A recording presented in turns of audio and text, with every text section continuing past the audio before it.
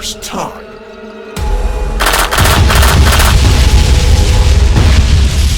This film was not quite as expected.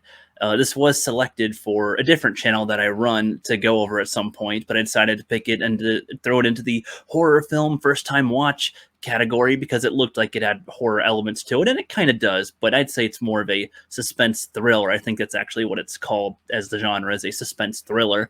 But let's talk about it anyway. Since I watched it, we're still going to talk about it. So it's a film called Greta, and it has this one girl in it who I looked familiar, and I was like, what is she from that I've seen? And I've only seen her in probably one other thing, and that's something I saw recently, which was Kick-Ass. The girl who plays Hit Girl is the one who stars in this one as Frances.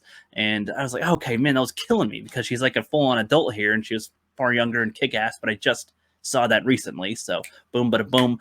There we go. There's that connection. It was bugging me the whole freaking movie about where she was from. I had to look that up to figure that out. I was like, oh shit, that's Hit Girl. But anyway, she's in town. She's in Manhattan, and she's with her friend, her roommate, and she's on the subway and like by herself at this point, and she discovers a purse just sitting there. And so she's a nice little citizen. She's not, super grimy like other people. She's gonna go return it to the person. Her friend advises her not to, just take the money and do it to the lost and found or something, or throw it away. Who cares? Don't worry about it. You'll be fine. But nope, she goes and return it anyway. She's nice like that, and was just gonna return it and leave. But the woman offers her a chance to, hey, well, I have tea that's hot in the pot, just done. You want to sit down and have some? So she's like, nice. Oh, okay, sure, why not? And she ends up pretty much befriending her, I suppose. Frances and her become sort of friends, but they're not entirely yet. But she leaves her phone number. Like the woman asks for the phone number, Greta asks for the phone number, and she gives it. And then later she calls up and asks her to help pick out a dog because they mentioned that in their conversation about being dog people. And they go to the pound, they go find a dog that was about to be euthanized, and they save that one. Hooray. And it's like, okay, they're doing a nice thing right here. Another key thing to know is that both Greta and Frances have lost loved ones recently, or we get the implication that loved ones were lost. With Greta, the older lady here, we think that she lost her daughter like a few years ago. She's still lonely over it, not necessarily over that entirely. Frances had lost her mother, and this old lady is kind of filling a void a little bit as well, and the daughter void for Greta. So there's some type of bonding there that could sort of happen, and this seems reasonable enough, I suppose. But later, I'll just skip ahead a little bit forward here with some of this.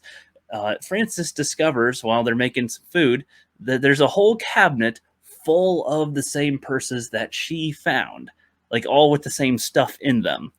And so she's like extremely horrified by that, but tries to get through the dinner with her and then leave, and tries to ghost her. But she said a key line that, she's like, basically, I'm like chewing gum. I'm like chewing gum. I always stick. But Greta also, while they were friends and hanging out, was having a lot of subtle guilt trip type of lines, like, oh, you'll be gone soon too, like implying that everybody always leaves her. So it would seem like some type of guilt with this, as well as like the dog that was going to be euthanized. Like there's a lot of, I'd call them subtle guilt stuff going on that she's like laying down for Frances to follow with. And she's a sweet girl. She's trying to leave, trying to get away from this. She's freaked out, thought that everything's gonna be okay after she was trying to ghost her, but nope. Greta keeps on hitting up her phone like all day, and she was even calling her friend and like hitting up her phone like 80 times, and then that's creepy enough. And then she's at work and she's like staring at her from outside, like, yeah, that's weird. She tries to call the cops, but hey, they're just standing out there. They could even take a picture if they wanted. There's nothing against the law of just standing out in public and taking a picture or looking at you, whatever. They're not breaking a law right there, so cops aren't going to help at this point in the story yet. And then there's just a lot more times where Greta is just very creepily being around, very stalkerish, very much in her way, and just like not like, this is freaking Frances the hell out, which makes sense. I feel like there was a couple of attempts for Greta to throw in that there's like a potential suicide that might happen. Like, I don't know what I'll do without you kind of vibe there. But it didn't seem like that really went anywhere specifically. Like she didn't really, like Frances did not go for that bait.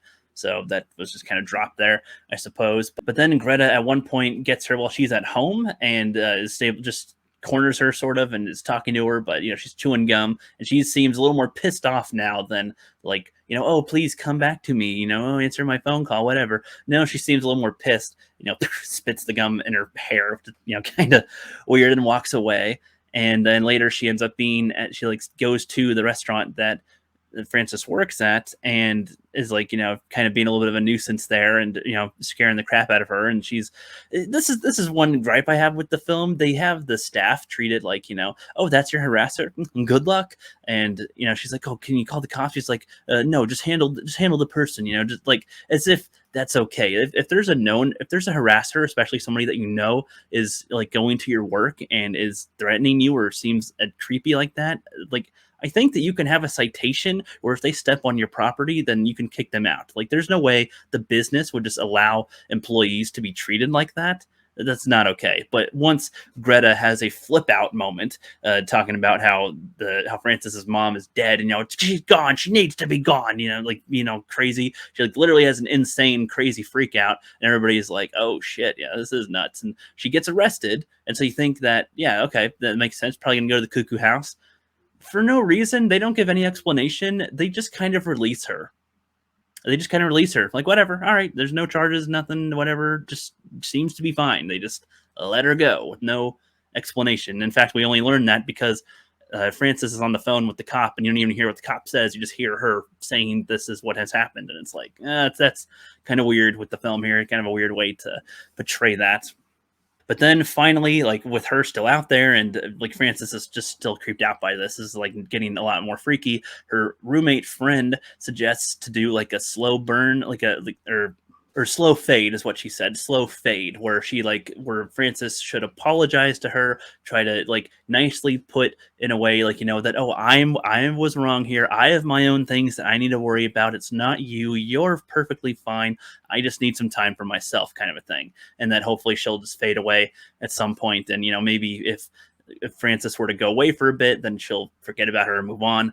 But okay, nope, that doesn't really happen here. We skip to Frances gets drugged by her and taken to her house, and gets put into this little hidden room behind the piano, and it's like a toy box that she puts her in as well. And so, she wakes up, or she's dreaming that things are going okay, and then she gets in an elevator and it gets all cramped and small. She, without her saying that she's claustrophobic, they clearly show that she does not like being in a little space like that. And when she wakes up, is freaking the hell out. It opens, and Greta's just like, oh, this is the lying box, or box of lies, or whatever, kind of silly lines here. And Frances is just freaking out, and she's trapped in the room. Greta leaves the room, locks her in the room, but she was gonna close the door open on her, but she's like, no, just don't close it, just anything but being trapped in the box. So that is like a huge fear right there. And then they don't do too much to tell you how much time has passed, but you can assume at least a couple of weeks, maybe a month has gone by, because Greta has access to Frances's phone and messages the roommate and her father that, that both think that she's on vacation with each other. And then at some point they meet up and are like, hey, how's the trip? What do you mean? You were on a trip with you? What are you talking about? No shit. And then so after a whole, like, I'm just going to assume a month, then they start looking for Frances. But by this point, she's been a prisoner in this woman's house for a while, and is sort of treated like her surrogate daughter a little bit. She's like being strictly taught to play the piano. She's like being taught French, and like it just seems like a very awkward situation to be in. But you don't get to see too much of that, because while they're in the middle of cooking and doing the French stuff, Greta's pinky is like, she's got a cookie cutter on her, and Frances has a batter thing, the rolling thing, and just boom, bashes her, cuts her finger off, and then boom, knocks her out. Tries to get away, but it seems like the house is very well locked, and that there's no huge windows to just simply break. So she goes downstairs to try to find a way out, and there's some rustling down there, and seems to be another person, which I think they imply is Greta's actual daughter, like that, implying she's been kept here for years. I don't know, because they only give like one more line to it where she says, oh, she's gone now, it's just you and me, or so you're the only one left, or something. And so that was kind of weird if that was supposed to be her daughter that she kept alive and then just killed randomly or something. They don't go back to it, so we're just left to assume with that.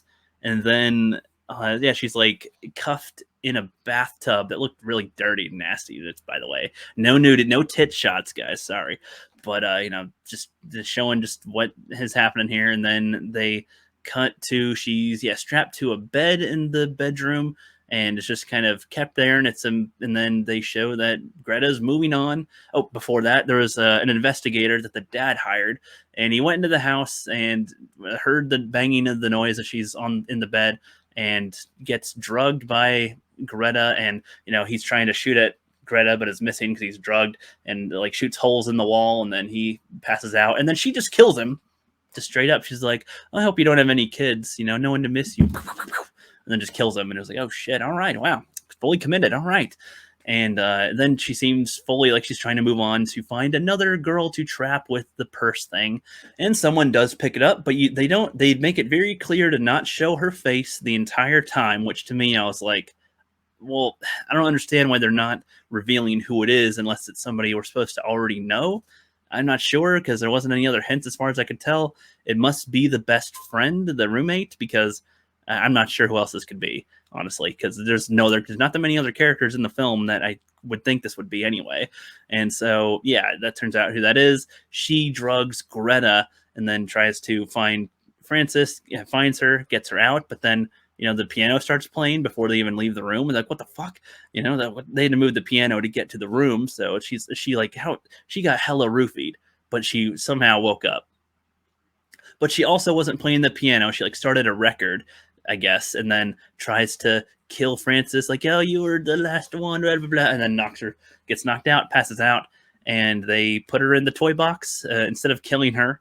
And they very lazily lock the toy box and are just like, wow, okay, that sucks. I guess we should call the cops now, and I guess that's it. And then they have her shake the box a little bit, and the poor lock comes loose, and it looks like one or two more budges, and it'll fall out, and she'll be free. But that's the end. That's the end of the film. It's not the best film, of course, especially of this type, like a stalker. Like they do a good job at showing that Greta is one creepy little old lady there, and that it sucks for this girl who's trying to be so nice to be so suckered in and all that, and that sucks. But yeah, it's like it's fine, but there's a lot of things in it that don't make that much sense to me. Just little tiny things that just don't add up entirely. And how like she's able to stay so off the grid with this, and she's an older lady kind of, so it's kind of she's not too old, she's not like a super old lady, but just there's some things in here that I think maybe could have had a little better details on, but again, for the most part, they did a good job at portraying a lot of stuff. They did some things without straight up spelling it out to you. I think I forgot to even say there's a scene where Greta was stalking the best friend. Like she was taking pictures and sending them to Frances throughout the night. And as she's even trying to run away as they're on the phone, like, was taking more pictures and still somehow behind her.